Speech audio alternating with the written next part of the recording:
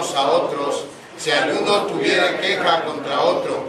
De la manera que Cristo os perdonó, así también hacedlo vosotros. Y sobre todas estas cosas, vestidos de amor, que es el vínculo perfecto. Y la paz de Dios gobierne en vuestros corazones, a la que asimismo fuisteis llamados en un solo cuerpo, y sed agradecidos. La palabra de Cristo mora en abundancia en vosotros, enseñándonos y exhortándonos unos a otros en toda sabiduría, cantando con gracia en vuestros corazones al Señor con salmos e himnos y cánticos espirituales. Y todo lo que hacéis, sea de palabra o de hecho, hacedlo todo en el nombre del Señor Jesús, dando gracias a Dios Padre por medio de Él. Casadas, estad sujetas a vuestros maridos como conviene en el Señor. Maridos, amad a vuestras mujeres y no seáis ásperos con ellas. Hijos, obedeced a vuestros padres en todo, porque esto agrada al Señor. Padres, no exasperéis a vuestros hijos para que no se desalienten. Siervos, obedeced en todo a vuestros amos terrenales, no sirviendo al ojo como los que quieren agradar a los hombres, sino con corazón sincero, temiendo a Dios. Y todo lo que hagáis, hacedlo de corazón, como para el Señor y no para los hombres. Sabiendo que del Señor recibiréis la recompensa de la herencia, porque a Cristo el Señor servís. Mas el que hace injusticia, recibirá la injusticia que hiciere, porque no hay acepción de personas, la manera en que somos interiormente.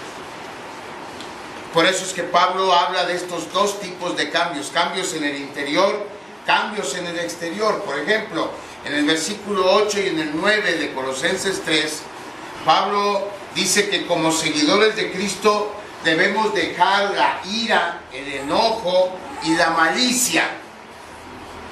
Estas tres son actitudes internas. Si dejamos esas, o debemos dejar esas actitudes internas, porque eso se refleja en las blasfemias, en las palabras y en las mentiras que decimos. Esas son actitudes externas. Es decir, la blasfemia, las palabras deshonestas, las mentiras que echamos, no son más que un reflejo de la ira, el enojo y la malicia que hay en nuestro interior. Por otra parte, dice Pablo en el versículo 12, como escogidos de Dios, debemos de ser poseedores de una misericordia entrañable. Debemos ser benignos. Esas son actitudes internas que se reflejan ¿cómo? Con humildad, con mansedumbre y con paciencia. En la medida que seamos benignos interiormente, en la medida que seamos misericordiosos interiormente, en esa medida vamos a reflejar exteriormente la humildad, la mansedumbre y la paciencia. En ese entendido entonces, en que sus lectores de entonces y los lectores de ahora somos seguidores de Cristo, somos gente que hemos sido transformadas por la fe que el Espíritu Santo puso en nuestro corazón. Pablo describe a partir del versículo 17 de Colosenses 3 cómo es que deben ser nuestras relaciones interpersonales. Y él se enfoca en dos que son quizá las relaciones interpersonales más importantes que alguien puede tener. Nuestra relación como esposos, nuestra relación como padres e hijos. En eso se enfoca Pablo. ¿Recuerda cómo dijimos que deben ser nuestras relaciones interpersonales? Si queremos resumir el cómo en una sola palabra, ¿cómo dijimos que tienen que ser? ¿Cómo deben ser nuestras relaciones familiares, como esposos y como padres y como hijos? ¿Cómo? ¿No? Mande. Válgame, ya se les olvidó. apuntaron? ¿Cómo es el título de los mensajes?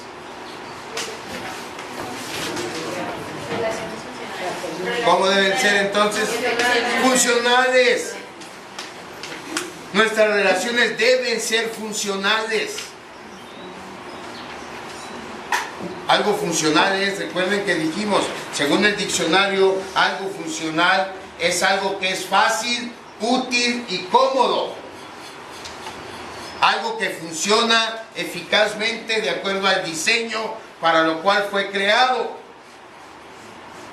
Entonces, siguiendo esa definición, nuestras relaciones familiares deben ser, por un lado, fáciles de llevar. Deben ser útiles para todos los que están involucrados en ellas. Y deben ser cómodas.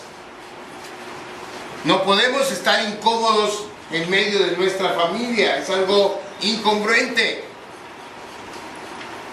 Por el otro lado, y lo más importante es que nuestras relaciones familiares deben funcionar como y para lo cual Dios las creó. Y Dios creó nuestras relaciones familiares con dos propósitos. Una, que nuestra relación en familia le dé gloria a Él. Y en segundo lugar, para que nuestra relación en familia nos otorgue felicidad a nosotros. La pregunta es ¿cómo? ¿Cómo podemos llegar a tener estas relaciones funcionales? Y la respuesta es, pues siguiendo lo que Pablo nos dice, inspirado por el Espíritu Santo, en este modelo que nos da en Colosenses 3. Hace 15 días vimos cómo este modelo aplica a la relación entre esposos. ¿Cómo es que Dios quiere que sea un esposo? ¿Cómo es que Dios quiere que sea una esposa? Hoy vamos a ver cómo este modelo aplica para nuestra función como padres. ¿Cuál es el modelo que Dios estableció para los padres? Y el próximo domingo, por eso les decía a los intermedios, que necesito que estén aquí en el templo hoy, porque hoy vamos a ver el modelo bíblico para nuestra función como padres, pero en 8 días vamos a ver cuál es el modelo bíblico que Dios quiere que como hijos sigamos. Es tan importante, hermanos, para Dios el que tengamos relaciones funcionales en nuestra familia. El apóstol Pablo, en cada iglesia que fundaba y después a cada iglesia que escribía, insistía sobre estos temas de la familia. Cuando escribe a los Colosenses, que es el pasaje que estamos considerando, mire cómo dice en el versículo 21, y está hablando a los padres.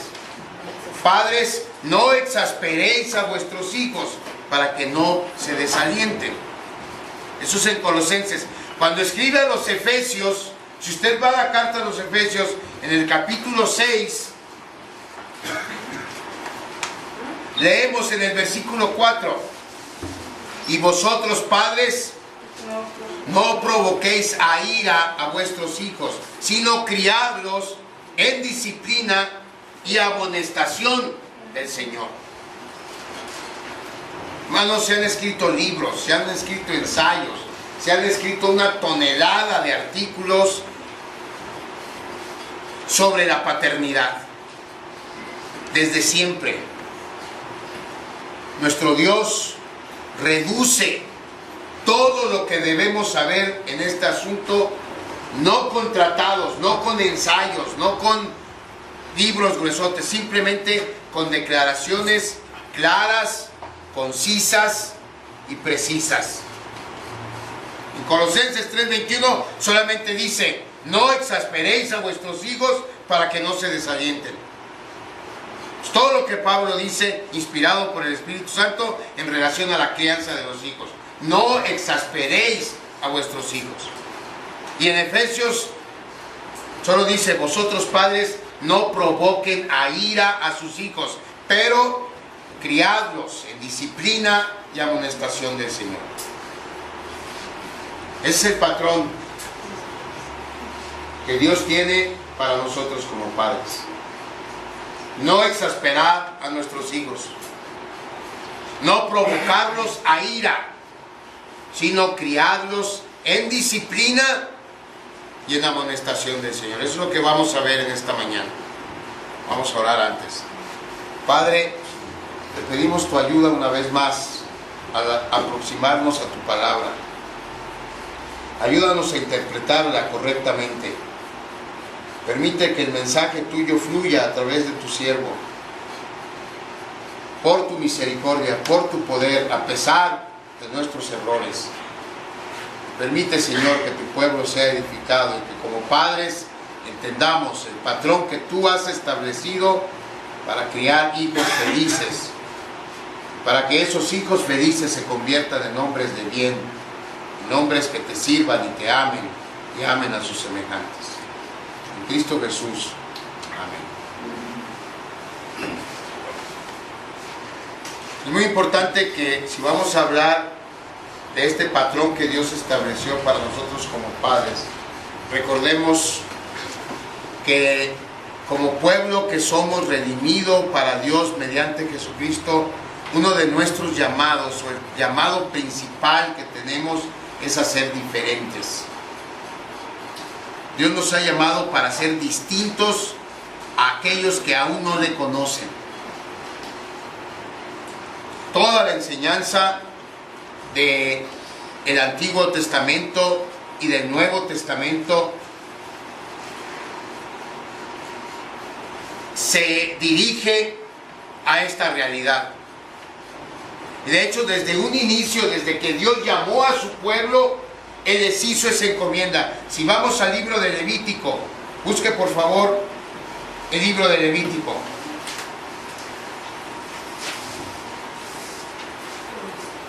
Capítulo 18.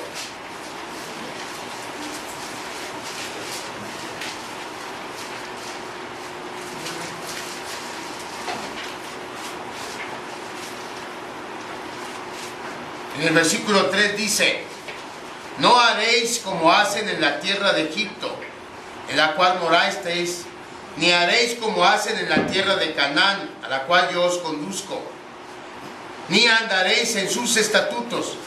Mis estatutos y mis ordenanzas pondréis por obra, y mis estatutos guardaréis, andando en ellos, yo, Jehová, vuestro Dios. Desde entonces, desde que Dios llamó a su pueblo, les hizo esta encomienda: sean distintos, sean diferentes. Y si vamos al Nuevo Testamento, toda la enseñanza del Nuevo Testamento apunta a esa realidad. Nosotros como cristianos no vivimos como el resto del mundo. Vivimos en luz, no en oscuridad, así dice la Biblia. Vivimos en sabiduría, no en insensatez. Caminamos en el Espíritu, no en la carne. Somos diferentes. Y esa diferencia, hermanos, no me malentienda, no quiere decir que seamos especiales o que seamos mejor que nadie.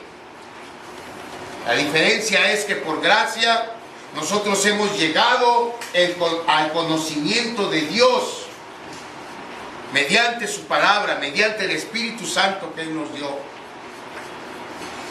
Y ese conocimiento que tenemos de Dios es lo que nos llama a vivir vidas diferentes.